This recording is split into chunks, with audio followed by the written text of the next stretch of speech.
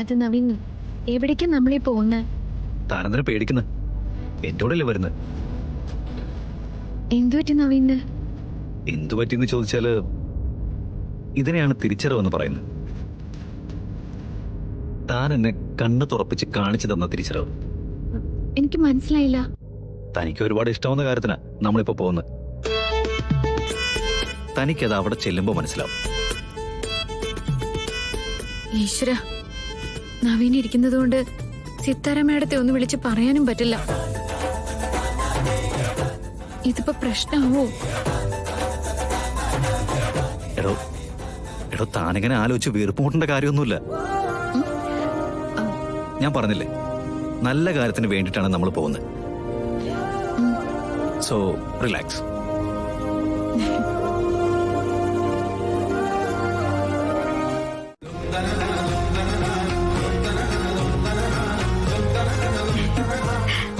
Manikunju full time എൻ്റെ കൂടെ അല്ലേ, അതുകൊണ്ടാ അമ്മയ്ക്ക് കൂട്ടിനൊരു ഹോം നേഴ്സിനെ കൂടെ വെക്കാന്ന് വിചാരിച്ചത്. ഞാനിപ്പോ എന്താ മോളെ പറയാ, പെട്ടെന്നൊരു ദിവസം കണ്ണടച്ച് സ്വർഗത്തിൽ കൊണ്ട് വിട്ടിട്ട് കണ്ണു തുറക്കുമ്പോ ഉള്ള സന്തോഷമില്ലേ, അതാ ഇപ്പൊ. നവീൻ, താങ്ക്സ്. എടോ താങ്ക്സ് ഞാൻ തൻ്റെ അടുത്ത് പറയണ്ടേ, ഇത്രയും നന്നായിട്ട് ജീവിതം എന്നെ പഠിപ്പിച്ചെന്ന്.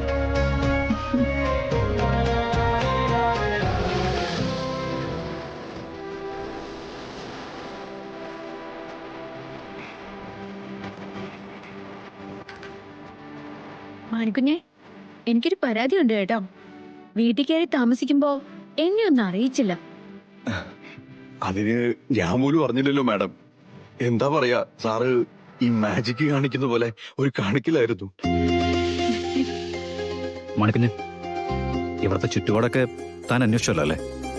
ആ, കടകളൊക്കെ തൊട്ടടുത്ത് തന്നെ ഉണ്ടല്ലോ. എന്തെങ്കിലും ഉണ്ടെങ്കിൽ എൻ്റെ അടുത്ത് പറയണം കേട്ടോ. എന്റെ തിരക്കൊന്നും താൻ നോക്കണ്ട. അമ്മയുടെ കാര്യം കഴിഞ്ഞിട്ട് നമുക്ക് വേറെ എന്തോ ഉള്ളൂ.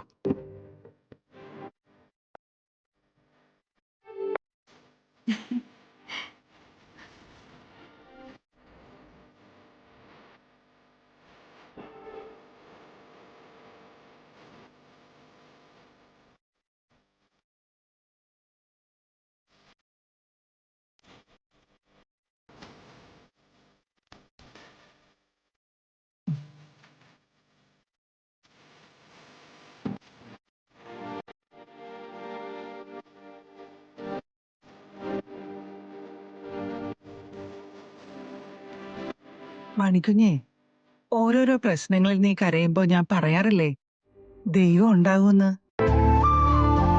ആ ദൈവമായി നിൽക്കുന്നേ.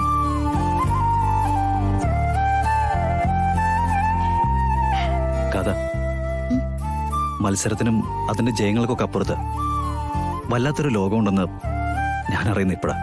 അത് സാരല്ല, ഇനി അങ്ങോട്ട് അത് ശ്രദ്ധിച്ചാ മതി.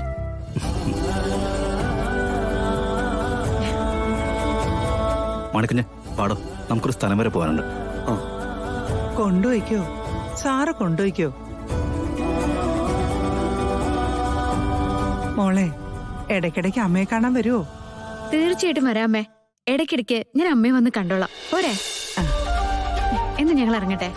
ശരി മാണിക്കുഞ്ഞ് വാ. അമ്മച്ചി.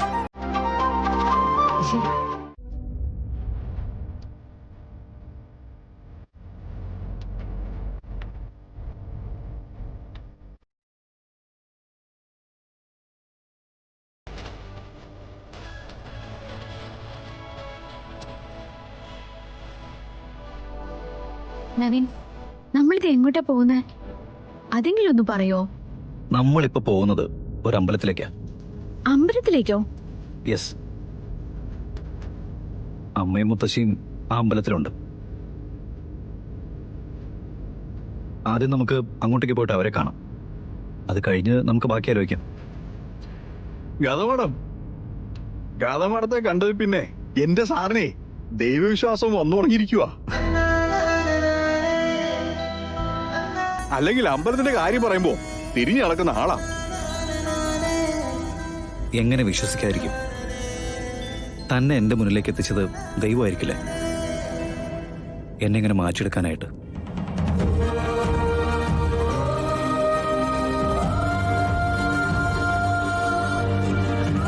അതെ, യാത്രക്കാര് മുന്നോട്ട് നോക്കിയിരിക്കുന്നതാണ് നല്ലത്.